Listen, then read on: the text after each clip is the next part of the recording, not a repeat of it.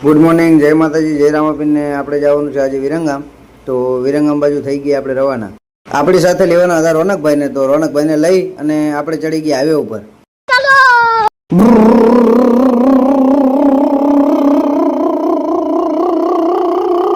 Finally Viramgam પહોંચી ગયા અને આપણે આવી ગયા બસ સ્ટેન્ડમાં અને કરી લીધી આપણી આઈટીઆઈની થોડીક જૂની યાદગાર પળો ને તાજી.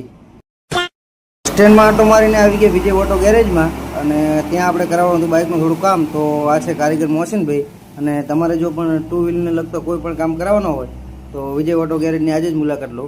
150 રૂપિયા દેગા. વિરંગામની શેરીઓમાં આટા મારી મારીને લાગી ગઈ આપણને ભૂખ, તો આપણે આવી ગયા લાલાભાઈ ઘૂઘરાવાળાને ત્યાં. અને તમારે જો ઘૂઘરાનો નાસ્તો કરવો હોય તો લાલાભાઈ ઘૂઘરાવાળાને ત્યાં જરૂર પધારજો.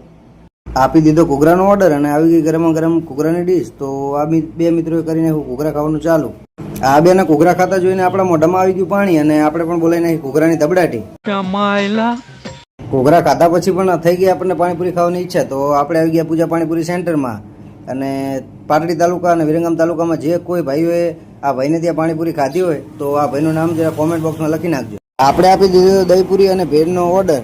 તો ફાઇનલી આપણી દહીંપુરી અને ભેળ આવી ગઈ. તો આપણે ભેળ અને દહીંપુરી ખાઈ લીધી, જે ટેસ્ટમાં બેસ્ટ હતી. રાજાજી વિરંગામનું બધું કામ પતાવીને આપણે થઈ ગયા આપણા ઘર બાજુ રવાના.